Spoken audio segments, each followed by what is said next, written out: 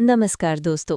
आज से हम लोग लॉर्ड ऑफ द मिस्ट्रीज के वॉल्यूम 6 लाइट सीकर को पूरी तरह ऑडियो फॉर्म में कन्वर्ट करने जा रहे हैं। और इस फर्स्ट वीडियो में हम कवर करेंगे चैप्टर 1151 से लेकर चैप्टर 1156 तक, जहां कहानी एकदम नए मोड़ लेती है। अमोन और क्लाइन का dangerous psychic battle, forsaken land of the gods का हॉन्टिंग एंट्री और वो पूरी चेज जिसमें क्लाइन को सिर्फ एक चांस मिलता है अपनी जान बचाने का अमोन के खिलाफ। तो तैयार हो जाइए, वॉल्यूम 6 का ये सफ़र शुरू होने वाला है मिस्ट्री, टेंशन और साइकोलॉजिकल हॉरर के साथ। एक साधारण सी दिखने वाली होटल रूम की खामोशी में क्लाइन पूरी तरह से जकड़ा हुआ खड़ा था। उसका शरीर, उसकी आंखें, कुछ भी वो हिला नहीं पा रहा था। बस उसके ख्याल अभी भी उसके अपने थे और इन्हीं कमज़ोर बची हुई सोचों से उसे अंदाज हो गया था कि ये एमन का डीप लेवल पैरासिटाइजिंग है। क्लाइन के सामने मोनिका पहने एन्यूनी का शरीर अचानक बदलने लगा। वो खींचकर एमन के असली रूप में ढल गया, चेहरे पर वही शांत शातिर मुस्कान और आंखों में चमकती ठंडी जिज्ञासा। एमन एक कदम पीछे की ओर घूमा और बड़ी स्मूथ मैंडरिन में बोला, the immortal lord of heaven and earth for blessings. Kline का दिल और गहराई में डूबता जा रहा था, मानो हर शब्द उसका कंट्रोल और उम्मीद दोनों खींच रहा हो। लेकिन जब एमन रिचुअल पूरा कर लेता है तो क्लाइन के सामने अचानक ग्रेश वाइट फॉग उभरती है। ग्रे फॉग के ऊपर वाली दुनिया की पुकारें, विनतियां, और उसी पल क्लाइन याद कर पाता है कि सेफिरा कासल तभी किसी को एंट्री देता है जब क्लाइन खुद अनुमति दे। उसके मन में एक उम्मीद चमकी, रिजेक्ट हिम। लेकिन जैसे ही ये सोचा, वही थॉट एमन ने चुरा ली। एमन उसे ऐसे देख रहा था जैसे कोई हंटर अपने फंसे हुए शिकार की हर प्रतिक्रिया कैलकुलेट कर रहा हो। फिर वो क्लाइंट को एक स्टूल पर बैठने को कहता है और क्लाइंट का शरीर खुद चलकर जा बैठता है। एमन बड़े आराम से उसकी टॉप हैट उठाकर पहन लेता है और ऑलमोस्ट टीजिंग टोन में बोलता है, डियर मिस्टर फूल, एम आई राइट? क्लाइंट का सीना बैठ गया। एमन ने पूरी तरह कंफर्म कर लिया था कि क्लाइन ही द फूल है, सिर्फ उसका ब्लेसिड नहीं। क्लाइन आखिरकार एक ही बात ठंडे स्वर में कह पाता है, किल मी। उसे एहसास भी नहीं था कि वो अब बोल पा रहा है, पर जब एवरनाइट गॉडेस का ऑनरिफिक रिसाइड करने का थॉट आता है, वो थॉट भी गायब हो जाता है। एमन हल्की हंसी के साथ उसे समझाता है कि उनके बीच कोई पर्सनल दुश्मनी नहीं है, बस एक चीज रास्ते में है, सेफिरा कासल। फिर एमन अपनी असली चाल सामने रखता है। वो क्लाइन को टेम्प्ट करता है, एक ऐसा डील जो किसी भी थके टूटे हुए आत्मा को हिला दे। एमन कहता है कि अगर क्लाइन सेफिरा कासल उसे दे दे तो ओरिजिनल ओनर के पुनर्जीवित होने का खतरा एमन संभालेगा। डोर और ज़ारातुल जैसी भारी समस्याएं वो अकेला उठाएगा। क्लाइन सीक्वेंस 3 रह सकता है, बिना किसी कॉस्मिक जिम्मेदारी के। द फूल की ऑर्गेनाइजेशन वो मेंटेन करने में मदद करेगा और चाहे तो क्लाइन को अपने ब्लेसिड की तरह ले आएगा। सिटी ऑफ सिल्वर में जो लोग द फूल को एमन समझते थे, वो सच भी बन सकता है। ये डील इतनी अच्छी थी कि एक पल के लिए क्लाइन का दिल सच में डोल गया, लेकिन उसे एमन की डिसीट का अंदाजा था। उसने सिर्फ एक जवाब दिया, किल मी। उसे एहसास भी नहीं था कि वो अब बोल पा रहा था, पर जब एवरनाइट गॉडेस को ऑनरिफिक रिसाइड करने का थॉट आता है, वो थॉट भी गायब हो जाता है। एमन हल्की हंसी के साथ उसे समझाता है कि उनके बीच कोई पर्सनल दुश्मनी नहीं है, बस एक चीज रास्ते में है, सेफिरा कासल। फिर एमन अपनी असली चाल सामने रखता है। वो क्लाइंट को टेम्प्ट करता है, एक ऐसा डील जो किसी भी थके टूटी हुई आत्मा को हिला दे। एमन कहता है कि अगर क्लाइंट सेफिरा कासल उसे दे दे तो ओरिजिनल ओनर के पुनर्जीवित होने का खतरा एमन संभालेगा। डोर और ज़ारातुल जैसी भारी समस्याएं वो अकेला उठाएगा। क्लाइंट सीक्वेंस 3 रह सकता है, बिना किसी कॉस्मिक जिम्मेदारी के। द फूल की ऑर्गेनाइजेशन वो मेंटेन करने में मदद करेगा और चाहे तो क्लाइंट को अपने ब्लेसिड की तरह ले आएगा। सिटी ऑफ सिल्वर में जो लोग द फूल को एमन समझते थे, वो सच भी बन सकता है। ये डील इतनी अच्छी थी कि एक पल के लिए क्लाइंट का दिल सच में डोल गया, लेकिन उसे एमन की डिसीट का अंदाजा था। उसने सिर्फ एक जवाब दिया, किल मी। एमन को ये सब एक खेल जैसा लग रहा था। क्लाइंट मन ही मन खुद को कोसता है, जितनी देर बात करूं उतनी और गलती करूंगा। फिर क्लाइंट एक सवाल पूछता है, तुम्हें कैसे पता चला कि सिटी ऑफ सिल्वर तुम्हें द फूल समझती है? एमन हंस देता है, क्या तुम सोचते हो वहां मेरे सिर्फ 2 अवतार हैं? इसके बाद क्लाइन और सवाल पूछकर थोड़ी ब्रीदिंग स्पेस बनाता है, जैसे कि एमन ने उसकी डेस्टिनी सीधे क्यों नहीं चुराई। एमन साफ बताता है कि वो अभी क्लाइन की किस्मत सहन नहीं कर सकता, इसीलिए उसे सौदे की कोशिश करनी पड़ी। और चूंकि क्लाइन ने मना कर दिया, अब एमन उसे अपनी असली बॉडी के पास ले जाकर वहीं उसका फेट स्ट्रिप करेगा। एमन दरवाजे की ओर बढ़ता है, क्लाइन उसके पीछे कठपुतली की तरह चलता है। तभी एमन अचानक रुककर क्लाइंट से उसका scholar of your honorific name की चौथी लाइन पूछता है। क्लाइंट जवाब देने से इनकार करता है, लेकिन एमन सीधे उसकी थॉट पढ़ लेता है। Protector of backland magic and drama performers. Amon ये सुनकर पहले कुछ सेकंड चुप रहता है, फिर जेन्युइनली हंस पड़ता है। उसे क्लाइंट की क्रिएटिविटी और चालाकी सच में मजेदार लगती है। आखिर में मजाकिया लेकिन ऑलमोस्ट प्रशंसात्मक टोन में पूछता है, are you really not considering becoming my blessed? और क्लाइंट का जवाब वही, अडिग, ठंडा, किल मी। बैकलैंड की ताज़ा हवा में कदम रखते ही क्लाइंट को महसूस हुआ कि बाहर की दुनिया तो उतनी ही नॉर्मल लग रही थी। लोग जा रहे हैं, गाड़ियां चल रही हैं और बारिश की गंज हवा में है, लेकिन उसके अंदर का भय अब किसी दूसरी ही फ्रीक्वेंसी पर थरथरा रहा था। एमन उसके बगल में चलता था, जैसे कोई यात्रा पर निकला प्रोफेसर और क्लाइंट उसका हंसता मुस्कुराता स्टूडेंट। अगर कोई राहगीर उन्हें देखता तो उसे लगता दोनों दोस्त हैं। यही एमन की सबसे डरावनी बात थी। उसके भीतर की हिंसा, छल, देवता जैसी ताकत कुछ भी उसके चेहरे पर नहीं झलकता था, सिर्फ एक शांत मुस्कान और मोनिकल की ठंडी चमक। क्लाइंट का दिमाग नॉन-स्टॉप कैलकुलेशंस कर रहा था। अगर मैं आज अभी नहीं बच सकता तो कम से कम 2 दिन सर्वाइव करूं। टैरोट मीटिंग आएगी, मिस मैसेंजर आएगी। अगर वो एमन तक पहुंच गई तो येस्टरडे वंस अगेन चार्म से वो अपनी पूर्ण एंजेलिक शक्ति वापस पा सकती है। एमन की एक अवतार के खिलाफ शायद वो कुछ कर सके, लेकिन जैसे ही ये उम्मीद उसकी सोच में आकार लेती, बस एक पल में गायब। वो थॉट मौसम की हवा की तरह उड़ा ली गई। एमन उसे चोरी कर चुका था। थॉट इटसेल्फ अब उसका नहीं रहा। एमन कैजुअली ये अंदाजा लगा लेता है, जैसे किसी की बॉडी लैंग्वेज पढ़ रहा हो, तुमने पैलेस की मदद क्यों नहीं ली? ये सुनकर क्लाइंट का दिल बैठ जाता है। तो उसे सच में पता है कि मेरा एक कनेक्शन पैलेस ज़ोरेस्ट से है।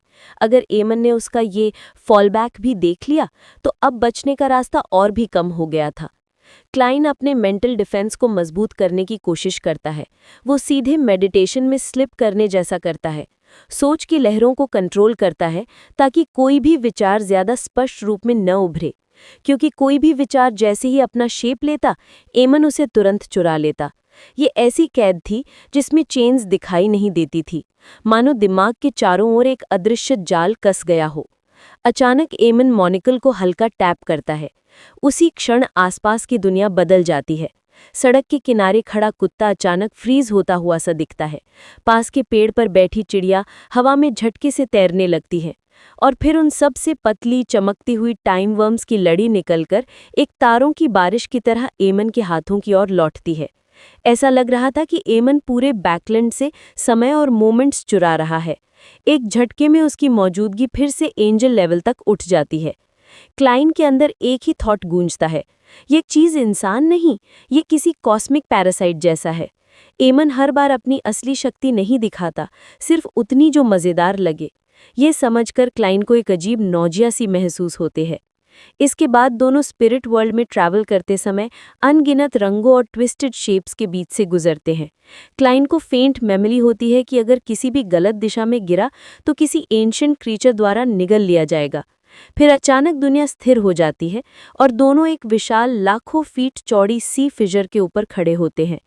पानी मानो किसी विशाल लकड़ी के फटने जैसी क्रैक से नीचे गिर रहा था, लेकिन नीचे कोई सतह नहीं, कोई तल नहीं, बस एक एंडलेस डार्क वॉइड, जैसी देवताओं के फाइट ने महासागर को 2 हिस्सों में काट दिया हो। हम forsaken land of the gods जा रहे हैं? क्लाइंट पूछता है। एमन सहजता से कहता है, हाँ, यहाँ से तुम्हारा मैसेंजर तुम्हें महसूस नहीं कर पाएगा। ये क्लाइंट की हर प्लान की रीढ़ तोड़ने जैसा था। उसकी सारी उम्मीदें इसी आधार पर खड़ी थी कि अगर वो सर्वाइव करता रहा तो उसके मैसेंजर उसे ढूंढ लेगी। अब वो पॉसिबिलिटी भी खिसक गई। एमन अचानक बोलता है, अगर बैकलैंड में मेरा मौजोलियम स्टीम चर्च ने डिस्ट्रॉय नहीं किया होता तो मैं अबिस से शॉर्टकट ले लेता। क्लाइंट के अंदर गिल्ट की लहर उठती है। वो जानता है ये डिस्ट्रक्शन इनडायरेक्टली उसी के कारण हुआ था, लेकिन वो आवाज़ बाहर नहीं निकाल सकता था। डर था कि कहीं एमन उसके इस कन्फेशन को भी कुछ ट्विस्टेड रीज़न से इस्तेमाल न कर ले। जब दोनों फिजर में कूदते हैं, नीचे जाते समय हवा इतनी तेज होती है कि साउंड खुद कट जाती है। क्लाइंट को अपनी स्पिरिट टूटती सी महसूस होती है, और जब वो नीचे पहुंचते हैं तो पूरी रूइंस की दुनिया ट्रू क्रिएटर की तीखी रेविंग से गूंज रही थी। उन आवाज़ों में पागलपन, हंगर और डिस्पेयर घुला था। क्लाइन का माइंड उस आवाज को सह नहीं पाता। उसके अंदर बसी वर्म्स ऑफ स्पिरिट भी ट्विच करने लगती हैं। कुछ ही पलों में उसकी साइकी ऐसे दबाव में आ जाती है जैसे सिर स्प्लिट हो जाएगा। पर तभी एमन मॉनिकल को एक्टिवेट करता है और पूरी रूइंस का दिन चुरा लेता है। एकदम से हर डायरेक्शन अंधेरा, मानो किसी ने सूर्य को ही खा लिया हो। अब ये डार्क रूइंस ऑडली सेफ था क्योंकि अब ट्रू क्रिएटर के रेविंग सप्रेस्ड थे। क्लाइन को महसूस होता है कि एमन रियलिटी को ब्रेक नहीं करता, रियलिटी से चीजें चुरा लेता है। यही एरर पाथवे की असली ताकत थी। वो रूल्स को हैक नहीं करता, रूल्स के लूपहोल्स को एक्सप्लॉइट करता है। एमन क्लाइन को फोर्सफुली एक आइलैंड पर ले जाता है और एक ड्रीम में डाल देता है। वहां वो क्लॉइस्टर का प्रोजेक्शन देखता है। स्टेन्ड ग्लास, ब्लैक स्टेयर्स और एक massive black wooden door, sun god का फाइनल ड्रीम। यहाँ एमन बेहद आराम से क्लाइंट को समझाना शुरू करता है कि ड्रीम्स कई बीइंग्स के ओवरलैप्ड सबकॉन्शियस है और इसी ओवरलैपिंग से केओस पैदा होता है और केओस से लूपहोल्स और लूपहोल से ट्रैवल। यानी जहां नॉर्मल लोग महीनों में पहुंचते, एमन इन पाथवेज को बग एक्सप्लॉइट की तरह यूज करके मिनटों में क्रॉस कर सकता था। स्टेयर्स उतरते समय एमन उन जगहों को देखते हुए ऐसे बातें करता है जैसे पुरानी यादें ताज़ा कर रहा हो। क्लाइन को ये जगह डराने लगती है क्योंकि एमन इसे अपने पुराने प्लेग्राउंड जैसा ट्रीट कर रहा था। क्लाइन डायलॉग को डायरेक्शन देने के लिए अपने मॉनिकल स्टंट की बात बताता है, कैसे बिजारो सॉसरा पोशन डाइजेस्ट करने के लिए रेड एंजल मेडिसी के सामने मॉनिकल पहनकर ट्रिक की थी। एमन जेन्युइनली हंसता है और कहता है, अगली बार मेडिसी मिले तो मैं भी तुम्हारी तरह मॉनिकल पहनूंगा। क्लाइन अंदर ही अंदर सोचता है, मेडिसी बेचारा पहले ही सफरिंग में है, अब ये प्रैंक भी झेलेगा। एमन लॉजिक समझाते हुए कहता है कि मॉनिकल लेफ्ट आई पर क्यों होगा। अगर क्लाइन ने उसे सही जगह पहना होता, परफेक्ट इमिटेशन की तरह, तो एमन शायद फेट में उसकी रिपल्स डिटेक्ट कर लेता। लेकिन क्योंकि उसे कुछ महसूस नहीं हुआ, मतलब क्लाइन सबकॉन्शियसली खुद को बचा रहा था। ये बात क्लाइन को बेचैन कर देती है। एमन उसके सबकॉन्शियस को भी ब्रेक कर चुका था। अंत में दोनों ब्लैक वुडन डोर पहुंचते हैं। एमन कहता है, ये मेरे पिता की आखिरी ड्रीम है, यहाँ वो मरे थे। क्लाइन को एक पल के लिए ऐसा लगता है जैसे हवा भारी हो गई हो। सन गॉड की मौत, जो फोर्थ एपॉक की सबसे बड़ी घटना थी, उस ड्रीम का एको यहाँ अभी ब्रीदिंग कर रहा था। डोर खुलते ही वो गोल्डन सी, जो पहले सिर्फ ड्रीम में था, अब असल में सामने आ गया था। मोल्टन गोल्ड वेव्स में धड़क रहा था। क्लाइन तुरंत समझ जाता है कि ये सन गॉड के अंत का प्रतिबिंब है, उसकी डिविनिटी के टूटने और बहने का। लेकिन रियल वर्ल्ड की ये जगह इतनी अनस्टेबल थी कि क्लाइन की स्पिरिट डिसॉल्व होने लगती है, जैसे वो किसी डिवाइन एसिड में गिर गया हो। एमन मॉनिकल के ब्रिलियंट फ्लेयर से ड्रीम को कोलैप्स करता है और वे दोनों बाहर फेंके जाते हैं, गोल्डन सी के ऊपर रियल वाटर्स में। एमन फिर डेलाइट चुरा लेता है, रात बनाता है और दूसरे सेफ आइलैंड पर पहुंचकर दोबारा ड्रीम में ट्रैवल करता है। इस बार क्लॉइस्टर उन्हें सीधे एग्जिट के पास ड्रॉप करता है। एमन 1 स्टेप डिस्टेंस लिटरली स्टील कर लेता है। ये देखकर क्लाइन को एहसास होता है कि एमन सिर्फ टाइम नहीं, डिस्टेंस भी चुरा सकता है। यूनिवर्स के वेरिएबल्स उसके लिए आइटम्स हैं जिन्हें वो पॉकेट में रख सकता है। अंत में दोनों फ्रोजन डस्ट के क्लिफ पर पहुंचते हैं। सामने जायंट किंग्स कोर्ट खड़ा था, इतना विशाल कि क्लाइन की आत्मा सिकुड़ गई। अब क्लाइन एक्सपेक्ट करता है कि एमन ऑनरिफिक रिसाइट करेगा, लेकिन एमन सिर्फ अपनी उंगलियां चटकाता है। क्लाउड्स 2 भागों में स्प्लिट हो जाते हैं। नीचे एक इनविजिबल रिफ्ट गोल्डन सनसेट को खींचकर एक ग्लोइंग ऑरेंज रेड ब्रिज बना देता है। एमन कैजुअली बोलता है, चलो, और जैसे हवा में तैरते हुए उस ग्लोइंग पाथ पर कूद जाता है। क्लाइन उसके पीछे उतरता है। हर स्टेप उसे उसके डूम के करीब ले जा रहा था। सनसेट की ये टनल भले ही सुंदर थी, लेकिन इसका अंत अंधकार था। चैप्टर 1152 इसी अनसेटलिंग हॉन्टिंग मोमेंटम पर खत्म होता है। क्लाइन और एमन ग्लोइंग डस्क रोड पर जायंट पैलेस की ओर बढ़ते हुए। क्लाइन के माइंड में एक ही डर, अगर थॉट्स भी मेरी अपनी नहीं तो मैं एस्केप कैसे करूंगा। अमॉन और क्लाइन जैसे ही उस जाइंट क्लॉइस्टर के ड्रीम वर्ल्ड में और गहराई तक उतरते हैं, क्लाइन के दिमाग में एक ही बात घूमती रहती है। अमॉन बेसिकली यहाँ लूपहोल्स खोज रहा है, लिटरल बग्स, और इससे उसे फिर याद आता है कि मरोडा पाथवे का सीक्वेंस 0 नाम ही एरर है और अमॉन ने बताया था कि उसके पिता ने इसे पुराने ज़माने के एक शब्द से रिप्रेजेंट किया था, बग। ये सीधा सीधा प्रूव करता है कि अमॉन का पिता एंशिएंट सन गॉड सचमुच अर्थ से आया था। क्लाइन के मन में व्यंग्य उपजता है, फेलो अर्थलिंग, तुम्हारे बच्चों ने मेरी नाक में दम कर रखा है, लेकिन साथ ही उसे एहसास होता है कि इस नॉलेज से उसका पोषण डाइजेशन और तेज हो सकता है अगर वो बचा रहा तो। क्लॉइस्टर की दीवारों पर लगी पुरानी खिड़कियों से आती सूर्यास्त की किरणें ऐसा फील करवाती हैं जैसे समय फ्रीज हो गया हो। अमोन बड़े आराम से रेलिंग पर हाथ फेरता है, काविंग्स को देखते हुए कहता है कि ड्रीम्स असल में कई जीवों की ओवरलैपिंग यादों से बने होते हैं और इसी कियोस में लूपहोल्स पैदा किए जा सकते हैं। क्लाइन को हर स्टेप अमोन का इंतजार करने जैसा लगता है, जैसे वो डेलिब्रेटली उसे उम्मीद देता हो फिर खुद ही तोड़ देता हो। ब्लैक स्टेयरकेस पर उतरते हुए क्लाइन सोचता है, अगर अमोन ड्रीम में लूपहोल बना लेता है तो असली दुनिया में हम टेलीपोर्ट होकर सीधे कोर तक पहुंच जाएंगे, जबकि नॉर्मल लोगों को यहाँ महीनों लगेंगे। अमोन कैजुअल अंदाज में जोड़ता है, ड्रीम में एंटर तो ऐसे करते हो, लेकिन बाहर कहाँ जागोगे ये तुम लूपहोल से तय कर सकते हो। अमोन इस पूरे कॉस्मिक मिस्टिसिज्म को ऐसे समझा रहा था जैसे किसी बच्चे को कार्ड ट्रिक सिखा रहा हो। उतरते उतरते अमोन अचानक क्लाइन से पूछता है, तुमने मोनिकल अपने मैरियनेट पर क्यों डाला था? क्लाइन ऑकवर्ड फील करता है और सच बताता है कि वो बिजारो सॉर्सरर पोषण डाइजेस्ट करने के लिए रेड एंजल मेडिची के सामने मोनिकल पहनकर एक्ट कर रहा था। ये सुनकर अमोन जेन्युइनली मजे में आ जाता है। अगली बार मेडिची मिले तो मैं तुम्हारी तरह डिस्गाइज होकर मोनिकल पहनूंगा। क्लाइन मन में सोचता है, कितनी बेइज्जती करता है बेचारे मेडिची की, एक पूरा किंग ऑफ एंजल्स, और इसे प्रैंक से ट्रिगर कर रहा है। अमोन फिर रीजनिंग करता है कि मोनिकल शायद लेफ्ट आई पर इसलिए था क्योंकि क्लाइन सबकॉन्शियसली डर रहा था कि असली इमिटेशन करने पर मेडिची उसे इंस्टिंक्टिवली मार देगा। दूसरी रीज़न ये हो सकती है कि अगर उसने बिल्कुल परफेक्ट इमिटेशन किया होता तो अमोन खुद फेट की रिपल्स महसूस कर लेता, लेकिन चूंकि उसे कुछ पता नहीं चला, इसका मतलब है कि डिस्गाइज गलत जगह सही था। क्लाइन ये सुनकर इंटरनली टेंस हो जाता है। अमोन के साथ बातचीत जितनी बढ़ती है उतना वो खुद को खुलता हुआ महसूस करता है। आखिर दोनों नीचे पहुंचते हैं उस ब्लैक वुडन डोर के सामने जिस पर अजीब और डरावने पैटर्न्स बने हैं।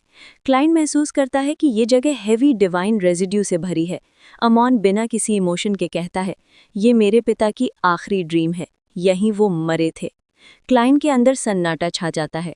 वो हिस्ट्री के सबसे बड़े रहस्य के दरवाजे पर खड़ा था। सन गॉड की मौत, जो पूरे कैटेक्लिज्म का ट्रिगर था, उसका एको इस ड्रीम में अब भी जलता है।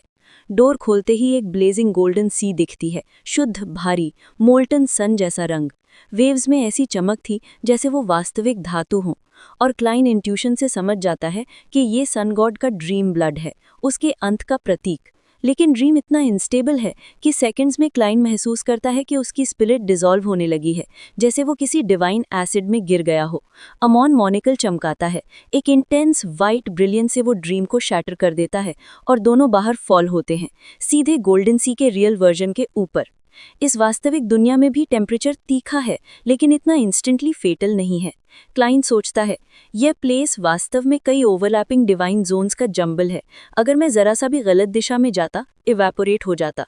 अमोन इस सब में ऐसे कैजुअल फ्लोट कर रहा है जैसे किसी पिकनिक पर निकला हो।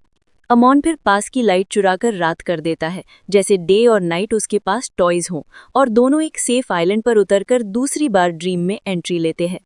इस बार ड्रीम उन्हें सीधे उस वुडन डोर के बाहर ड्रॉप करता है। अमोन ने डिस्टेंस ही चुरा लिया था। दोनों एक स्टेप लेते हैं और सडनली वो क्लॉइस्टा के बाहर क्लिफ के एज पर खड़े हैं। सामने फ्रोजन डस्क में जायंट किंग्स कोर्ट का मॉन्यूमेंटल सिलुएट चमक रहा है। Towering palaces, sky piercing spires और एंशिएंट आर्किटेक्चर्स जो देवताओं की सिविलाइजेशन की आखिरी झलक थे। क्लाइन सोचता है, अब अमोन वो रिचुअल चैंट करेगा और एंट्रेंस खुलेगा, लेकिन नहीं, अमोन सिर्फ उंगलियां चटकाता है। क्लाउड्स इंस्टेंटली बिलख कर अलग हो जाते हैं और नीचे एक इनविजिबल रिफ्ट में सनसेट की रोशनी फ्लड होकर एक ऑरेंज रेड ग्लोइंग पाथ बना देती है, मानो डस्क इटसेल्फ एक सड़क में ढल गया हो। अमोन हंसकर कहता है, चलते हैं, और क्लिफ से कूदकर उस रोशनी पुल पर उतर जाता है। क्लाइन के पास कोई विकल्प नहीं, वो भी फॉलो करता है।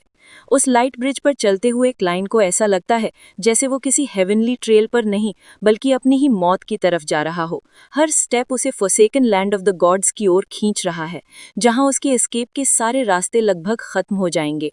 लेकिन उसे ये भी समझ आता है कि अमोन इंटेंशनली हर चीज उसे दिखा रहा है, उसके सामने रिवील कर रहा है, क्योंकि अमोन चाहता है कि क्लाइन ये सब देखे, समझे और फिर भी उससे बच न सके। चैप्टर यहीं खत्म होता है। दोनों सनसेट टनल के ऊपर धीरे धीरे जायंट किंग्स कोर्ट के गेट की ओर बढ़ते हुए, और क्लाइन हर सेकंड अपने दिल में ये गिनता हुआ कि उसके पास बचने की कोशिश के कितने मौके बचे हैं। सनसेट की वो रोड, जो असल रोड नहीं बल्कि अस्त होती रोशनी की तरल परतों से बनी थी, धीरे धीरे नीचे फैली बादलों की चादर के बीच से होती हुई जायंट किंग्स कोर्ट की ओर जा रही थी। उस पर कदम रखते ही क्लाइन को ऐसा लगता था जैसे वो किसी वास्तविक सरफेस पर नहीं चल रहा, बल्कि किसी ड्रीम की नरम रोशनी में तैर रहा है। हर स्टेप उसके पैरों के नीचे हल्की सी गूंज बनता, फिर बिल्कुल डिसॉल्व हो जाता, जैसे रोशनी उस साउंड को खाकर मिटा देती हो। हवा में एक अजीब सी खामोशी थी, वो वाली नहीं जो रात में जंगलों में मिलती है, बल्कि वो जो किसी विशाल टूटी हुई दुनियाओं के ऊपर बहती है, जहां विंड्स चलना ही भूल चुकी हों। एमॉन बिल्कुल फ्रंट में चल रहा था, अपनी यूजुअल प्लेफुल गेट में। उसका मोनोकल सनसेट की चेंजिंग शेड्स को पकड़ता था, कभी लाल, कभी नारंगी, कभी बैंगनी, कभी ऑलमोस्ट सफ़ेद। एमॉन की वॉक में एक अजीब कॉन्फिडेंस था, जैसे वो इस जगह का मालिक हो, जैसे forsaken land of the gods कोई फॉरबिडन जगह नहीं, बल्कि उसका पर्सनल बैकयार्ड हो, जहां वो कभी भी कैजुअली टहलने आ सकता है। और क्लाइन उसके पीछे चलता हुआ हर स्टेप के साथ ये महसूस कर रहा था कि वो एक गोल्डन केज में बंद हो चुका है, जहां रोशनी सुंदर है, पर अंत में सिर्फ मौत की परछाई उसका इंतजार कर रही है। आखिरकार दोनों उस मैसिव कोर्टयार्ड के पास पहुंचते हैं, जो जायंट किंग्स कोर्ट की आउटर बाउंड्री जैसा था। जायंट आर्किटेक्चर हर तरफ था, towering pillars, sky piercing walls और पत्थरों पर ऐसी काविंग्स जैसे पूरी हिस्ट्री उनमें जम गई हो। हवा तक भारी लग रही थी। रूइंस नहीं थी, बल्कि इंटैक्ट स्ट्रक्चर्स जो सहस्त्राब्दियों से अनटच्ड खड़े हैं। कोर्ट का सेंट्रल गेट इतना विशाल था कि क्लाइन को लगता है अगर वो इसके नीचे खड़ा हो तो उसका पूरा अस्तित्व उसकी छाया में खो जाएगा। डोर का ग्रे ब्लू रंग फेडिंग नहीं था, बल्कि ऐसा लगता था जैसे वो दुनिया की सारी रोशनी को अब्जॉर्ब करके ही ये रंग पाता है। क्लाइन डोर को देखता है और इंस्टेंट समझ जाता है, किसी भी हाल में इस डोर को सीधे खोलना अलाउ नहीं है। ये ऐसा एक्ट होगा जो एंटायर डिवाइन इकोसिस्टम को डिस्टर्ब कर देगा। सैस्ट्रिर जो अंदर सो रहा है, डार्क एंजल जो सील ऑफ कैलेमिटी में बंधा है, उसका ध्यान इस जगह पर आ जाएगा। और उससे भी ज्यादा हॉरिफाइंग सोच ये थी कि ट्रू क्रिएटर की नज़र भी इधर मुड़ सकती है। क्लाइन अनुमान लगाता है कि अगर ऐसा हुआ तो उसका अस्तित्व पल भर में हवा हो जाएगा। एमॉन डोर के सामने रुकता है, उसे कैजुअली इंस्पेक्ट करता है और उसे छूने या खोलने की कोशिश नहीं करता। इसके बजाय वह अपना मोनिकल एडजस्ट करता है और डोर के एक किनारे पर एक छोटा सा इल्यूजरी अस्थायी द्वार बना देता है। ये डोर लगभग ऐसा लगता है जैसे किसी अप्रेंटिस की मामूली एबिलिटी हो, लेकिन यहाँ इस स्टेज पर यह सबसे इफेक्टिव शॉर्टकट था। क्लाइन इंस्टेंटली समझ जाता है ये वही चाल है जो एमॉन हर जगह खेलता है। वो रूल्स को ब्रेक नहीं करता, वो रूल्स के लूपहोल्स ढूंढकर उन पर चल देता है। एमॉन बिना किसी ड्रामा के कहता है चलो, और उसमें कदम रख देता है। क्लाइन उसका पीछा करता है क्योंकि उसके पास कोई विकल्प नहीं है। डोर से गुजरते ही रियलिटी ऐसे टूटती है जैसे ग्लास पैनल गिरकर 1000 टुकड़ों में बिखर जाए। एक पल क्लाइन को लगता है कि वो किसी एंडलेस वॉइड में गिर रहा है, फिर अचानक उसके पैरों के नीचे जमीन होती है। अब नॉर्मल शिफ्ट इतनी तेजी से हुआ कि क्लाइन के कानों में कुछ सेकंड्स तक एक अजीब सी स्टैटिक गूंजती रहती है। जब उसे सराउंडिंग समझ आते हैं, वो अपने आप को एक ब्लैक सैंड से बनी चुप्पी वाली बीच पर खड़ा पाता है। ये बीच किसी भी नॉर्मल सीशोर जैसी नहीं थी। वेव्स आकर किनारे से टकराती थीं, पर कोई साउंड नहीं। वो उठती थीं, गिरती थीं, पर साइलेंस इतना थिक था जैसे साउंड यहाँ एग्जिस्ट ही नहीं करता। हवा स्टैटिक थी, मूवमेंटलेस, लेकिन क्लाइन को महसूस होता था कि हवा की अनुपस्थिति ही सबसे ज्यादा अननेचुरल है। डिस्टेंट होराइजन वायलेट ऑरेंज रंग का था, जैसे सनसेट यहाँ परमानेंट हो गया हो, और उस ग्लोइंग ह्यू के बीच जायंट किंग्स कोर्ट का सिलहुएट रॉयल और टेरिफाइंग दोनों लगता था। क्लाइन को इस लैंड की नेचर तुरंत समझ आ जाती है। ये इल्यूजन लेयर्ड रियलिटी है। हर चीज़ वास्तविक और अवास्तविक दोनों है। साउंड सिलेक्टिवली एग्जिस्ट करता है, स्पेस खुद किसी भी मोमेंट फोल्ड हो सकता है, और सबसे महत्वपूर्ण, यहाँ डिवाइन करप्शन और स्पिरिचुअल डिस्टॉर्शन हर पल बह रही है, लेकिन इतनी सटल, इतनी एंशंट कि क्लाइन के सीक्वेंसेस के बीइंग्स भी उसकी पूरी डेप्थ नहीं समझ सकते। एमॉन वहीं बीच पर अपनी अपीयरेंस बदल लेता है। वह अब किसी मॉडर्न जेंटलमैन की तरह नहीं दिखता, बल्कि एक एंशंट वॉन्डनर की तरह। लंबा काला रोब, पॉइंटेड हुडेड हैट और मोनिकल उसकी एक आंख पर। ट्रांसफॉर्मेशन इतनी स्मूथ थी कि क्लाइन को एक पल के लिए लगा जैसे वो किसी टाइम लैप्स को देख रहा हो। इमॉन कैजुअली रिमार्क करता है, डार्क एंजल सैसरेर वहीं पैलेस के भीतर है, मैं पहले भी उसके घर में जा चुका हूँ। क्लाइन का दिल एक बार फिर भारी होने लगता है। इस आदमी ने सैसरेर के घर में घूम चुका है, मतलब ये क्रीचर बिल्कुल भी किसी बाउंड्री को नहीं मानता। इमॉन आगे बताता है कि उसने ऑर्मेर के पेरेंट्स की ग्रेव्स भी देखी हैं, इतनी कैजुअली जैसे किसी म्यूजियम में घूमने की बात कर रहा हो। क्लाइन ये सुनकर इंटरनली शिवर करता है। इमॉन जितना रिवील कर रहा है उतना ही क्लियरली ये साबित कर रहा है कि उसके लिए कोई फॉरबिडन प्लेस नहीं है। क्लाइन एक मोमेंट पकड़कर उससे पूछता है, तुम इस जगह में क्या ढूंढ रहे हो? इमॉन बस एक हल्की हंसी के साथ कहता है, तुम गेस करो। क्लाइन कई पॉसिबिलिटीज सोचता है, फर्स्ट ईपॉक के secrets, dawn of battling gods, sun god के लेफ्ट बिहाइंड ट्रूथ्स, और उसकी हर पॉसिबिलिटी पर इमॉन सिर्फ हाफ हार्टेड कॉन्फर्मेशन जैसा देता है, जैसे कुछ बातें सही हैं कुछ नहीं, लेकिन वो इन्हें एंटरटेनिंग पाता है। क्लाइन उसी फ्लो में पूछ देता है, तुम सैसरेर की कंडीशन के बारे में क्यूरियस नहीं हो? इमॉन मोनोटोन कामनेस में जवाब देता है, हाँ हूँ, लेकिन मुझसे कहीं ज्यादा पावरफुल लोग इस पर नजर रखे हुए हैं। Door, the dragon of betrayal, Evernight, storm, white, और मैं चाहता हूं कि उनमें से कोई कंट्रोल खोए, क्योंकि अगर वो लड़ेंगे तो मैं उनके बीच में से सब कुछ चुरा सकता हूं। उनके फेसेस देखने लायक होंगे। ये बात सुनकर क्लाइन की स्पाइन में कोल्ड शिवर दौड़ जाती है। इमॉन डिवाइन बीइंग्स के संघर्ष को किसी क्योटिक फेस्टिवल की तरह देख रहा था। उसी समय क्लाइन अचानक धीरे से महसूस करता है कि उसके भीतर कुछ मिसिंग है। इमॉन अपना हाथ उठाता है, उसकी उंगलियों के बीच एक ट्रांसलूसेंट वर्म ऑफ टाइम स्क्वर्म कर रहा है, और क्लाइन रिकॉग्नाइज कर लेता है। ये वही डीप पैरासिटाइजिंग वर्म था जिसका कनेक्शन उस पे सबसे टाइट था। इमॉन की आंखों में चमक थी, एक ट्विस्टेड एक्साइटमेंट, जैसे वो नया टॉय देख रहा हो। इमॉन मुस्कुराता है और कहता है, अब जब हम forsaken land of the gods में हैं और तुम्हारे मैसेंजर तुम्हें नहीं ढूंढ पाएंगे, मैं तुम्हें एक चांस देता हूँ। क्लाइन हक्का बक्का। इमॉन आगे जोड़ता है, अभी मैं तुम्हें डीप पैरासिटाइज नहीं करूंगा, तुम जितना चाहो एस्केप करने की कोशिश करो, मैं तुम्हें रोकूंगा, ये मज़ेदार होगा, मुझे एंटरटेन करो। ये सुनकर क्लाइन की सांसें भारी हो जाती हैं। इमॉन सच में उसे एक मौका दे रहा था, लेकिन ये मौका मर्सी नहीं, ये ट्विस्टेड एंजॉयमेंट था। क्लाइन पहले शॉक में रहता है, फिर धीरे धीरे कंपोजर वापस पाता है। इमॉन के सामने खड़े होकर हल्की सांस लेकर बस कामली कहता है, ऑल राइट। इमॉन का स्माइल और गहरा हो जाता है, जैसे उसने यही रिस्पॉन्स प्रिडिक्ट किया था। और ठीक इसी मोमेंट चैप्टर पर्सपेक्टिव शिफ्ट करता है। बैकलैंड में कियोस फैल चुका था। पार्लियामेंट हाउस गार्ड से भरा था। मिनिस्टर्स चिंतित चेहरे लिए इधर उधर दौड़ रहे थे। नोबल्स विस्पर्स में पैनिक बांट रहे थे। जॉर्ज III के सेल्फ डिस्ट्रक्शन ने पूरे लोएन को हिला दिया था।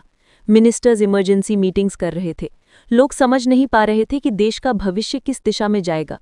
इंटिस आर्मी बॉर्डर्स पर बढ़ रही थी। वॉर की हेवी स्मेल हवा में तैर रही थी। फिर सीन बेंसन और मेलिसा के छोटे से घर पर कट होता है। मेलिसा अपने टूल्स और इन्वेंशन से घिरी बैठी है। उसकी आवाज़ टूटी हुई, इमोशन भरी। वह बेंसन से कहती है, जब भी हमें लगता है कि अब सब सही होने वाला है, सब फिर से ढह जाता है। क्लाइन मर गया, फिर वॉर, फिर किंग। क्या थोड़ा सा बेटर लाइफ पाना इतना मुश्किल है? बेंसन खिड़की से बाहर देखता है और जवाब नहीं दे पाता, क्योंकि दुनिया इतनी तेजी से बदल रही थी कि कोई भी आंसर काफी नहीं था। और इसी दुनिया के कियोस से हजारों मील दूर फॉरसेकन लैंड के भीतर क्लाइन अपने सबसे भयानक दुश्मन इमॉन के साथ उस ग्लोइंग डस्क रोड पर खड़ा है, एक ट्विस्टेड गेम की शुरुआत में। चैप्टर यही वेट लेकर खत्म होता है। इमॉन ने उसे मौका दे दिया है और क्लाइन समझ चुका है कि ये चांस असल में एक खतरनाक खेल है, जहां जीतने का मतलब जिंदा रहना है और हारने का तो खुद को खो देना। सनसेट की उस लंबी ग्लोइंग सड़क से उतरने के बाद क्लाइन को पहली बार महसूस हुआ कि forsaken land of the gods में डार्कनेस का अपना ही एक अलग स्वाद होता है। यहाँ अंधेरा सिर्फ लाइट की अनुपस्थिति नहीं था, बल्कि एक जिंदा चीज की तरह हर दिशा से तुम्हें देखता हुआ महसूस होता है, जैसे वो तुम्हारे कदमों की आहट नहीं बल्कि तुम्हारे विचारों का पीछा करता हो। सामने फैली ब्लैक बीच और दूर जायंट किंग्स कोर्ट की झिलमिलाती परछाई दोनों ही इस बात की रिमाइंडर थीं कि ये दुनिया किसी भी तरह नॉर्मल नहीं है। यहाँ रियलिटी अपनी ही धुन पर नाचती है और अनसर्टेनिटी हवा में डिसॉल्व रहती है। एमन धीरे धीरे आगे चल रहा था। उसकी चाल एकदम शांत, लगभग केयर फ्री, जैसे वो किसी डिजर्टेड लैंडस्केप में नहीं बल्कि किसी लाइब्रेरी के लॉन्ग कॉरिडोर में कैजुअली वॉक कर रहा हो। उसके रोब की हल्की लहराहट और मोनिकल पर गिरती फेंट ऑरेंज ग्लो उसे ऐसे दिखा रही थी जैसे वो इस शैटर्ड वर्ल्ड का असली ओनर हो और क्लाइन बस एक विजिटर या शायद एक चेस पीस जो उसकी बोर्ड पर रखा हो। क्लाइन खुद को बार बार याद दिला रहा था, अब मैं फ्री हूँ, एटलीस्ट टेम्परेरीली। एमन ने कहा है कि मैं कोशिश कर सकता हूँ एस्केप की, चांस है, चाहे जैसा भी हो, मुझे कोशिश करनी होगी। लेकिन ये थॉट उसके भीतर आते ही उसके दिमाग में एक अजीब सी चिंता की लहर उठ जाती, क्योंकि भले ही एमन ने उसे एस्केप करने की अनुमति दे दी हो, इस लैंड में हर कदम एक तरह का गैम्बल था। यहाँ इल्यूजन्स इतने रियल थे कि तुम रियलिटी को भी इनसे अलग नहीं कर सकते। पाथवेज इतने डिस्टॉर्टेड थे कि क्लाइन को लगता उसका हर कदम उसे घूम फिरकर उसी जगह पर वापस ले आएगा जहाँ एमन चाहता है कि वो पहुंचे। डार्क बीच के किनारे से आगे बढ़ते हुए क्लाइन ने महसूस किया कि यहाँ की सैंड साउंड अब्जॉर्ब कर लेती है। उसके कदम पड़ते हैं लेकिन कोई आवाज़ नहीं बनती। एमन इससे अनअफेक्टेड था, जैसे वो हमेशा ऐसे एनवायरनमेंट्स में ही चलता रहा हो। कभी कभी वो रुककर ऊपर आसमान की दिशा में देखता, जहाँ तारे नहीं बल्कि डार्क ब्लू स्मजेस थीं, मानो कॉस्मिक इंक को आकाश में गिलाकर फैला दिया गया हो। क्लाइन के भीतर एक साइलेंट डिटर्मिनेशन उठ रहा था। अगर मुझे भागना है तो मुझे पहले इस लैंड की रूल समझने होंगे, और शायद एमन इंटेंशनली मुझे रास्ता दिखा रहा है। शायद उसे सच में मजा आता है मेरी कोशिशें देखते हुए, तो मुझे कुछ ऐसा एक्ट करना पड़ेगा जिसे वो प्रिडिक्ट ना कर सके। लेकिन एमन के सामने अनप्रिडिक्टेबल होना, ये शब्द ही अपने आप में कॉन्ट्रडिक्शन बन जाता है। वो अचानक मुड़कर क्लाइन को देखता है। मोनिकल की चमक उसकी एक आंख को पूरी तरह छुपा देती है। उसके चेहरे पर एक ऑलमोस्ट अम्यूज्ड एक्सप्रेशन था। तुम बहुत सोच रहे हो क्लाइन। उसकी आवाज में कोई मौकरी नहीं, बस एक खतरनाक सॉफ्टनेस। डार्कनेस में चलना इतना मुश्किल नहीं होता अगर तुम्हें सच में पता हो तुम्हारे कदम तुम्हें कहाँ ले जा रहे हैं। क्लाइन समझ जाता है कि एमन ने उसकी इंटरनल हेजिटेशन पकड़ ली है। वो एक लंबी सांस लेकर खुद को स्टेडी करता है और आगे बढ़ता है। अब वो एक ऐसे फील्ड में पहुंच चुके थे जहां जमीन क्रैक्ड स्टोन स्लैब से बनी थी, जैसे किसी एंशिएंट कोटियान के लेफ्ट ओवर फ्रैगमेंट्स हों। ये जगह इतनी वास्ट थी कि उसका एंड दिखाई नहीं देता था। हवा में एक फेंट हमिंग थी, जैसे हजारों वर्षों के भूले हुए वॉइसेस इस जगह पर फंसे रह गए हों। अचानक क्लाइन को एक अजीब वाइब्रेशन महसूस होती है। उसके नीचे की जमीन हल्का सा ट्रेम्बल कर रही थी, लेकिन वाइब्रेशंस कहीं से भी यूनिफॉर्म नहीं आते, जैसे इस लैंड का हर हिस्सा अलग अलग हार्टबीट पर धड़क रहा हो। एमन इसे नोटिसिंग भी नहीं करता। उसकी चाल में ना एक मोमेंट का पॉज, ना कोई डाउट, जैसे वो इस डिस्टॉर्शन को नॉर्मल मानता हो। क्लाइन को अब अपने आसपास के इल्यूजन्स बदलती हुई महसूस होने लगती हैं। कभी बीच की फेंट लाइट दिखती, कभी लगता कि डिस्टेंस स्काई में कोई जायंट सिलुएट मूव कर रहा है, कभी लगता ग्राउंड पर कोई लॉन्ग शैडो उसके चलने से पहले ही मूव कर रही है, जैसे वो उसकी मूवमेंट को प्रिडिक्ट कर रही हो। ये इल्यूजन्स नॉर्मल इल्यूजन्स नहीं थे, ये फॉरसेकन लैंड की फिनोमिनन थे, जो बीइंग्स के फियर्स, मेमोरीज और करप्टेड फ्रैगमेंट से बिल्ट होते हैं। क्लाइन एक जगह रुक जाता है क्योंकि उस इल्यूजन ने उसे गहराई से डिस्टर्ब किया। उसे लगा जैसे उसकी ही लाश आगे जमीन में हाफ बैरिड पड़ी है। बस एक झलक, उसके नेक्स्ट ब्लिंक में ग्राउंड बिल्कुल नॉर्मल। वो समझ जाता है कि इल्यूजन्स उसकी साइकी को प्रोब कर रही हैं। एमन थोड़ी दूर से मुड़कर उसे देखता है और एक हल्की हंसी निकलती है। तुम्हें याद रखना चाहिए क्लाइन, इल्यूजन्स तभी इफेक्ट करते हैं जब तुम उन्हें सच मानने लगते हो। एमन की आवाज में एक अजीब ड्यूअल टोन था, जैसे दो लेयर्स एक साथ बोल रही हों, एक प्लेफुल, दूसरी हॉन्टिंगली काम। आगे बढ़ते हुए अचानक क्लाइन को डिस्टेंट डार्कनेस में फेंट फुटस्टेप्स सुनाई देते हैं। ये अजीब था क्योंकि इस लैंड में साउंड बहुत कम एग्जिस्ट करता है। फुटस्टेप्स स्लो थे, जैसे कोई बेयरफुटेड बीइंग क्रैक्ड स्टोन्स पर चल रहा हो। एमन रुक जाता है, बिना मुड़े हुए कहता है, डरने की जरूरत नहीं है, ये जगह सिर्फ वही दिखाती है जो तुम्हारे दिमाग में ऑलरेडी मौजूद है। क्लाइन का दिल धड़कना तेज हो जाता है। उसने कभी भी इल्यूजन्स को इस तरह उसकी मेमोरीज के साथ मर्ज होते नहीं देखा था। फुटस्टेप्स उसके चाइल्डहुड के किसी सीन की याद दिला रहे थे, उन एम्प्टी नाइट्स की जब वो अकेला कोर्टयार्ड में खड़ा होता और दूर से किसी अननोन प्रेजेंस का एहसास करता। फॉरसेकन लैंड उस याद को उठाकर उसके सामने फेंक रहा था, जैसे ये जगह बीइंग्स के अंदर छुपे डीपेस्ट डाउट्स को सरफेस पर लाने की कोशिश करती है। कुछ कदम और चलते ही इल्यूजन्स और स्ट्रॉन्गर होने लगते हैं। इस बार क्लाइन को फेंट विस्पर्स सुनाई देते हैं, शायद उसकी ग्रैंडमदर निया की वॉइस, शायद उसकी खुद की वॉइस, शायद ट्रू क्रिएटर की राइविंग्स का फेडेड एको। फॉरसेकन लैंड में कुछ भी प्योर मेमोरी नहीं होती, हर चीज़ करप्शन से टच्ड होती है। इसलिए वॉइसेस भी ट्विस्टेड थीं, जैसे उन्हें सही बोलना आता हो लेकिन वो हर शब्द को थोड़ा सा छेड़ देती हों। क्लाइन अपने हाथों को टाइट कर लेता है, खुद को फोकस में लाने की कोशिश करता है। उसे पता है कि अगर उसने इल्यूजन्स को ज्यादा महत्व दिया तो वो ब्रेक हो सकता है। वो दोनों अब डार्कनेस के सेंटर में पहुंच चुके थे, एक ऐसी जगह जहां कोई विजिबल लैंडमार्क नहीं था। न ग्राउंड का टेक्सचर बदल रहा था, न हवा, न स्काई की फेंट ग्लो। ये एक परफेक्ट वॉइड लाइक जोन थी जिसका एक ही पर्पस था कि ट्रैवलर खुद को खो दे। एमन यहां पूरी तरह रिलैक्स दिखता है, जैसे डार्कनेस उसे रिचार्ज कर रही हो। वो धीमे स्वर में कहता है, डार्कनेस में चालाकी नहीं चलती क्लाइन, यहां सिर्फ वही सर्वाइव करते हैं जो खुद को और अपनी कमजोरी को ईमानदारी से देख पाते हैं। ये सुनकर क्लाइन ऑलमोस्ट इंटरनली स्कॉफ करता है। एमन, वीकनेस? ये तो उस बीइंग की बात है जो दूसरों की मेमोरीज, आइडेंटिटीज, कॉन्सेप्ट सब चुरा सकता है। लेकिन तभी एमन आगे जोड़ता है, तुम सोच रहे होगे कि मैं अपनी वीकनेस की बात कर रहा हूं। नहीं, मैं तुम्हारी बात कर रहा हूं। तुमने मुझे चांस देने के बाद भी एस्केप के बारे में सोचा। ये अच्छी बात है, लेकिन तुम अभी भी डर को ठीक से समझ नहीं पाए हो। पहली बार क्लाइन महसूस करता है कि एमन सिर्फ मजे के लिए नहीं बोल रहा, उसकी बातों में किसी गहरी वार्निंग की गंध है।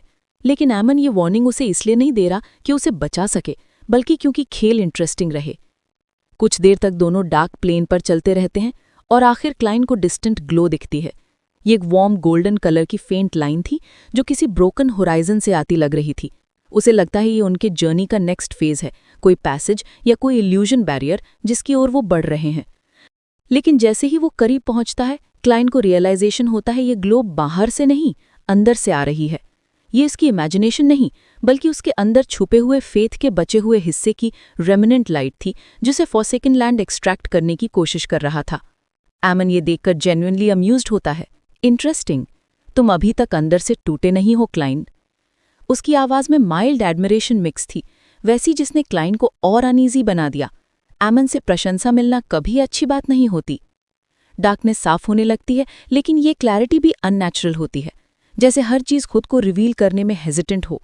ग्राउंड पर क्रैक्स ग्लो करने लगते हैं, स्काई में फेंट ऑरोरा लाइक लाइट्स उभरती हैं और एक विशाल ब्लैक स्टोन कॉरिडोर उनकी दिशा में इमर्जिंग होता है, मानो डार्कनेस खुद उनकी राह बनाने लगी हो।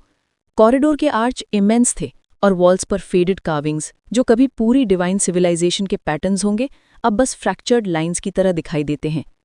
क्लाइन कॉरिडोर की ओर देखते हुए समझता है कि एमन उसे वहां ले जा रहा है जहां इल्यूजन्स के पीछे की असली रियलिटी छुपी है, फॉरसेकन लैंड का मानसिक, आध्यात्मिक और ऐतिहासिक कोर। वो दोनों कॉरिडोर में प्रवेश करते हैं। अंदर की हवा भारी और ऑलमोस्ट लिक्विड थी। ऐसा महसूस होता है कि हर ब्रेथ तुम्हारे विचारों को थोड़ा डिस्टॉर्ट करती है। क्लाइन को यहाँ स्टेप लेते हुए डर लग रहा था, लेकिन साथ ही क्यूरियोसिटी भी थी। उसकी इंस्टिंक्ट्स उसे सावधान कर रही थी, पर उसका दिमाग ये भी जानता था कि नॉलेज कभी-कभी वो हथियार होता है जिसकी उसे एमन से बचने के लिए जरूरत है। कॉरिडोर लंबा था, अनंत लगता हुआ। वॉल्स पर many symbols faintly pulsing lights छोड़ रहे थे, जैसे वो डाइंग सर्किट हों। उनमें से कुछ सिंबल्स क्लाइन पहचानता है, एंशिएंट जाइंट सिंबल्स, कुछ डॉन सिविलाइजेशन के, कुछ ऐसे कॉम्प्लेक्स पैटर्न्स जो उसे लगता है कभी उसने सफीरा कैसल की महान रोशनी में देखे हैं। एमन हमेशा की तरह शांत और स्टेडी गति से चल रहा था। उसकी आवाज कॉरिडोर में हल्का एको बनाती है। डार्कनेस में वॉकिंग मुश्किल नहीं होती क्लाइन, पर डार्कनेस जब तुम्हारे अंदर वॉक करने लगे तब खेल इंटरेस्टिंग हो जाता है। ये लाइन सुनकर क्लाइन ऑलमोस्ट शिवर करता है। उसे लगता है कि एमन सिर्फ इल्यूजन्स की बात नहीं कर रहा था, वो सच में कह रहा था कि ये लैंड बीइंग्स की इंटरनल डार्कनेस को एनिमेट कर देती है। कुछ देर बाद कॉरिडोर खुलकर एक मैसिव सर्कुलर हॉल में बदल जाता है। हॉल के सेंटर में एक टूटे हुए सिगिल का फेडेड प्रोजेक्शन हवा में घूम रहा था, जैसे कोई एंशिएंट डिवाइन सील जिसका एक हिस्सा मिट गया है। इसका पैटर्न इतना हॉन्टिंग था कि क्लाइन उसकी हर लाइन को समझने से डरता है, लेकिन साथ ही उससे नजर भी नहीं हटा पाता। शायद ये एक्सेप्टेबल रिएक्शन है, क्योंकि कुछ चीजें बीइंग्स को देखने के लिए नहीं, अनुभव करने के लिए होती हैं। एमन हॉल के सेंटर में जाकर रुक जाता है। वो पीछे मुड़कर क्लाइन को देखता है और एक शांत, ऑलमोस्ट फिलोसॉफिकल टोन में कहता है, क्लाइन, ये जगह तुम्हें दिखाती है कि डार्कनेस क्या होती है, और एक दिन तुम्हें भी ये समझना पड़ेगा कि डार्कनेस सिर्फ बाहर नहीं, ये तुम्हारे अंदर भी है। मैं बस देखना चाहता हूं कि तुम उससे कैसे लड़ते हो। ये कहते हुए एमन की आईज कुछ पल के लिए अनयूजुअली डीप लगती हैं, इतनी डीप कि क्लाइंट समझ नहीं पाता कि उसने अभी जो देखा, क्या वो एमन की असली सोच थी या ये भी कोई इल्यूजन। इस लैंड में हर चीज अनरिलायबल थी, और यही इसकी सबसे बड़ी क्रूअल्टी थी। चैप्टर धीरे धीरे इस हॉन्टिंग एटमॉस्फेयर में खत्म होता है। क्लाइन डार्क हॉल के बीच अमॉन के साथ उस विशाल सर्कुलर हॉल में खड़े क्लाइन को ऐसा लग रहा था जैसे वो किसी ऐसे स्टेज में आ गया हो जहां रियलिटी खुद ऑडियंस बनकर देख रही हो कि वो अगला कदम क्या उठाएगा। हॉल में आधा अंधेरा था, न पूरी रात न पूरी शाम, एक ऐसा मध्य बिंदु जो दोनों से स्वतंत्र खड़ा था। हवा में लगातार हल्की सी वाइब्रेशन थी, जैसे एंशिएंट वॉइसेस यहां से गुजर के अपने लास्ट रेमनेंट्स छोड़ गई हों। ब्रोकन सिजिल जो हॉल के सेंटर में हवा में घूम रहा था, वो फेडिंग होते हुए भी इतना हैवी फील करा रहा था कि क्लाइन की चेस्ट में एक वेट उतरती जा रही थी। अमॉन थोड़ा आगे जाकर रुकता है, उसके रोब्स धीमी हवा में बैरली हिलते हैं। वो अपने मोनिकल के पीछे से क्लाइन को ऑब्जर्व करता है, एक ऐसा शांत एक्सप्रेशन जैसे वो किसी रेयर एनिमल का बिहेवियरल स्टडी कर रहा हो। चलते हैं, वो एक हल्के जेस्चर के साथ कहता है, जैसे ये सब बस एक कैजुअल इवनिंग वॉक हो। क्लाइन को मजबूरी में उसके साथ आगे बढ़ना पड़ता है, लेकिन उसके स्टेप्स अब ज़्यादा कैलकुलेटेड हैं, ज़्यादा अवेयर, क्योंकि अमॉन ने उसे टेक्निकली चांस दिया था और ये मौका वो बेकार नहीं जाने देना चाहता। हॉल से बाहर निकलते ही दोनों एक ऐसे पैसेज में पहुंचते हैं जो पहले ग्लांस में तो किसी पैलेस के हॉलवे जैसा लगता था, लेकिन उसमें सिमेट्री नहीं थी। वॉल्स हल्की सांस लेती हुई महसूस होती थी, जैसे वो लिविंग टिश्यू हों, और हर कुछ सेकंड बाद उन पर बने फेडेड रून्स हल्का ग्लो देते थे। सीलिंग इतनी ऊंची थी कि डार्कनेस ने उसे पूरी तरह निगल रखा था। दूर कहीं से सॉफ्ट ड्रिपिंग साउंड सुनाई देती थी, लेकिन हर बार जब क्लाइन उसे पिन पॉइंट करने की कोशिश करता, साउंड इंस्टेंटली गायब हो जाती। क्लाइन को इस पैसेज में एक अजीब फेमिलियरिटी महसूस होती है, जैसे उसने इसे पहले कभी देखा हो या शायद ड्रीम में महसूस किया हो। अमॉन ये नोटिस करता है और मुस्कुराता है। फोर्सेकन लैंड तुम्हें वही दिखाता है जो तुम समझ नहीं पाते। यादें, डर, आत्मा की परतें, इनके बीच की बाउंड्रीज यहाँ नहीं रहती। तुम्हारे अंदर जो भी अनरिजॉल्व्ड है, ये लैंड उसे सरफेस पर खींच लेती है। ये लाइन क्लाइन को परेशान कर देती है। उसे पता था कि उसकी साइकी में बहुत कुछ ऐसा है जो अभी तक अनटच्ड है, और वो नहीं चाहता था कि ये दुनिया उसे खोलकर अमॉन के सामने रख दे। कुछ दूर चलने के बाद पैसेज वाइडन होकर एक वास्ट ओपन कोर्ट में बदल जाता है। कोर्ट इतना बड़ा था कि अगर कोई आवाज़ पैदा होती तो वो कई बार एको होती, लेकिन इस जगह में साउंड अब्जॉर्ब हो जाती थी। कोर्ट के सेंटर में एक टावरिंग स्टोन पिलर था, फटा हुआ, आधा गिरा हुआ, जिस पर एंशिएंट जायंट्स की कार्विंग्स थीं।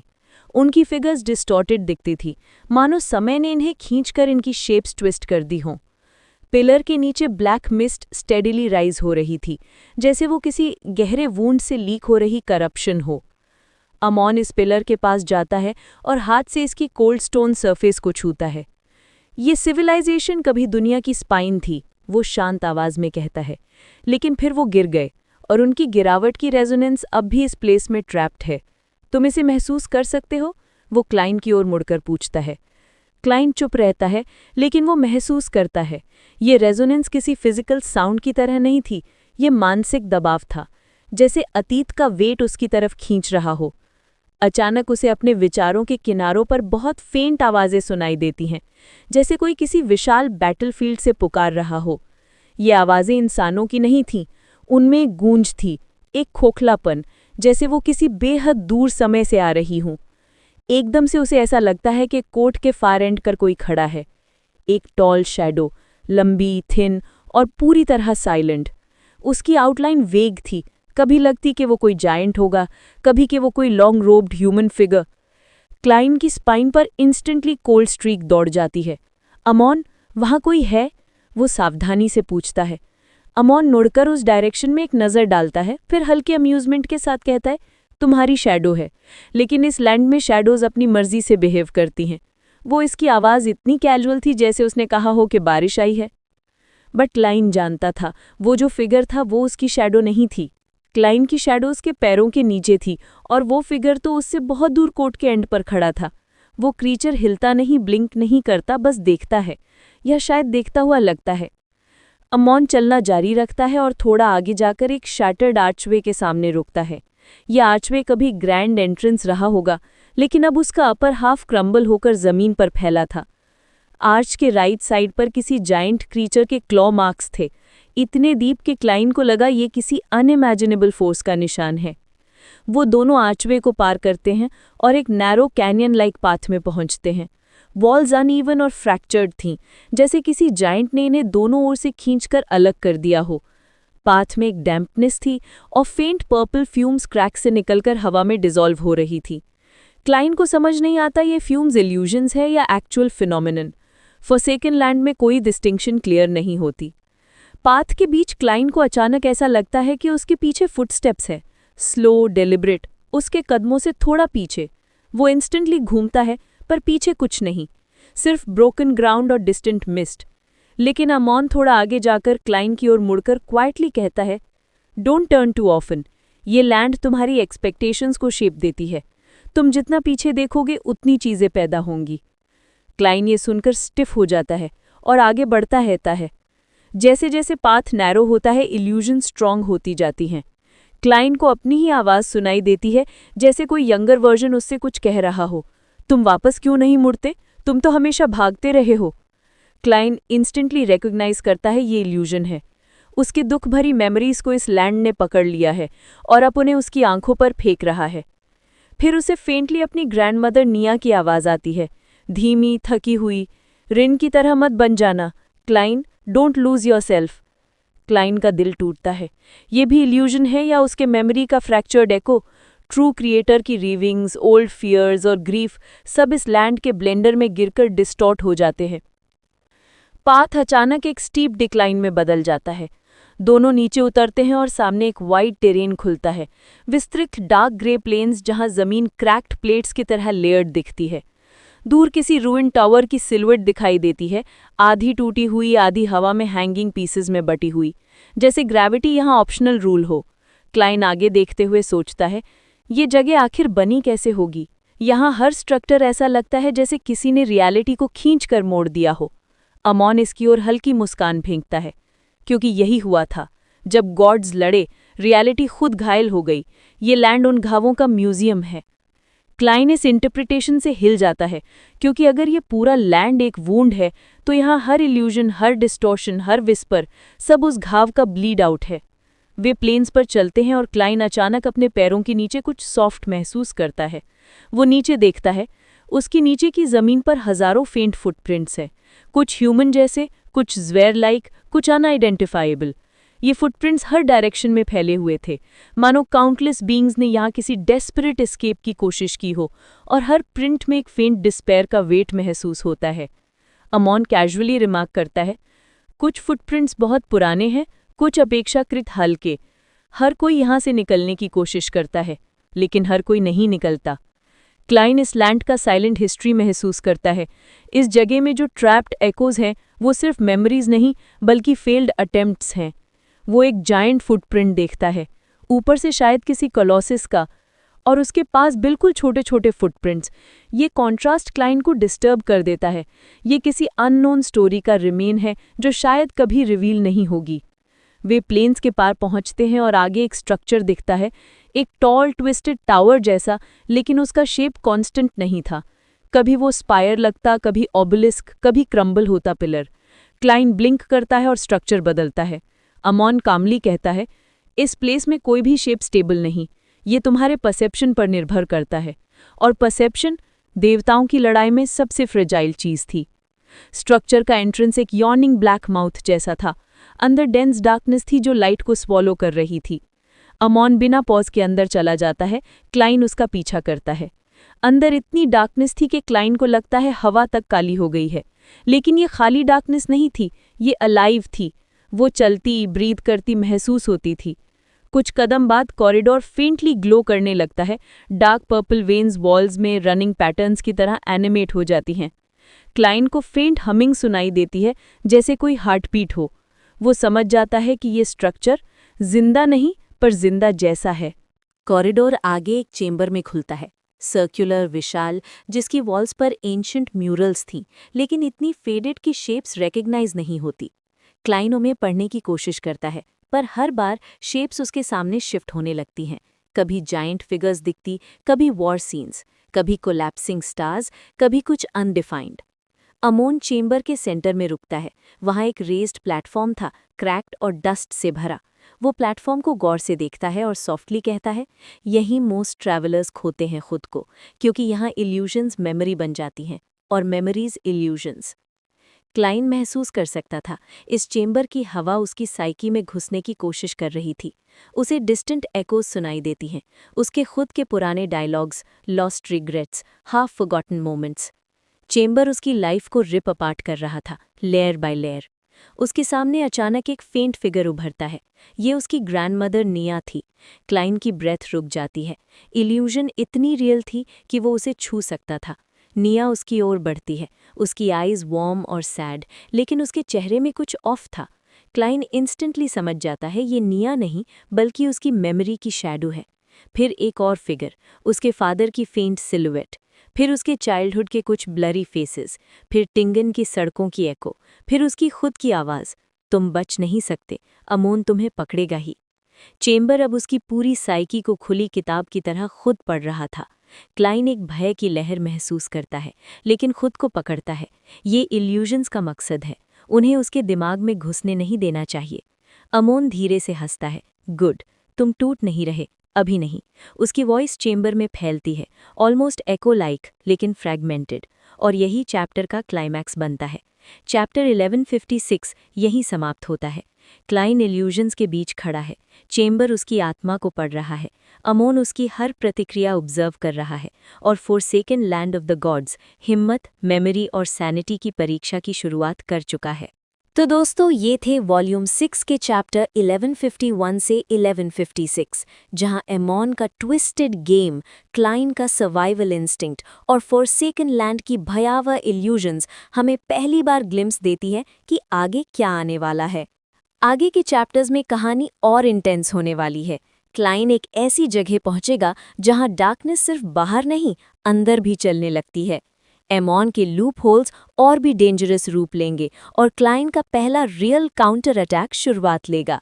तो अगर आपको ये वीडियो पसंद आया हो तो अगला हिस्सा मिस मत करना। वॉल्यूम 6 का अगला चैप्टर क्लाइन का दिमाग, उसकी यादें और उसकी आइडेंटिटी तक टूटने लगती है। And trust me, you don't want to miss that. मिलते हैं अगली वीडियो में। Till then, stay mysterious.